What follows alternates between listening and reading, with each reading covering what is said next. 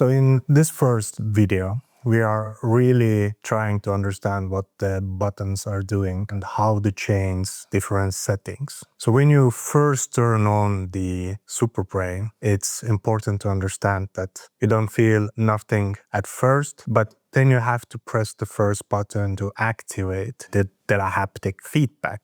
And the best way how to understand and what can you do before you actually start using it is just to use your own hands in front of you, to play around a little bit, to understand the connection between the physical world and the haptic feedback that you feel on your forehead. The second part is the AI functionality that we are using to recognize some certain objects. So at the moment we are talking about people, cars, doors, stairs, and some few other objects which will be covered during your onboarding session when you actually start to test with the SuperBrain. But to turn on the AI, you just have to press the second or the middle button. It will turn on the AI. It gives you a short haptic feedback. And in this video, you will see that in front of the user, there is another person, and they will start feeling this kind of raindrop animation on the forehead. So this is what we call haptogram, and this is representing a person.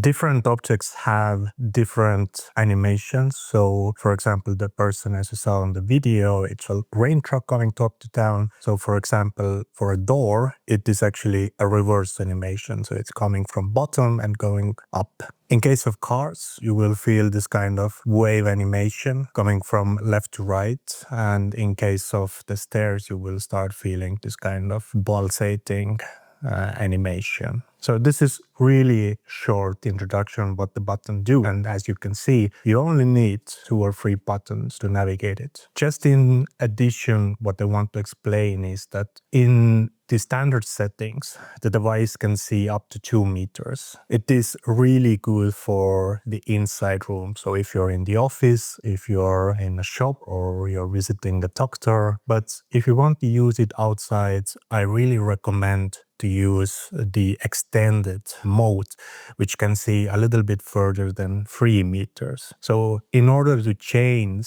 the distance that the device can see, you just have to press the last button. So it starts with the 2, then it turns to 3, and then it turns to 1 and back to 2. The 1 meter mode is what we call sit-down mode. So it means that if you still want to use the SuperBrain to, for example, understand the other person's hand gestures and so on and so forth, then you use the 1 meter mode. It is a nice way how to not overwhelm you if you are really sitting down and you don't really move anywhere.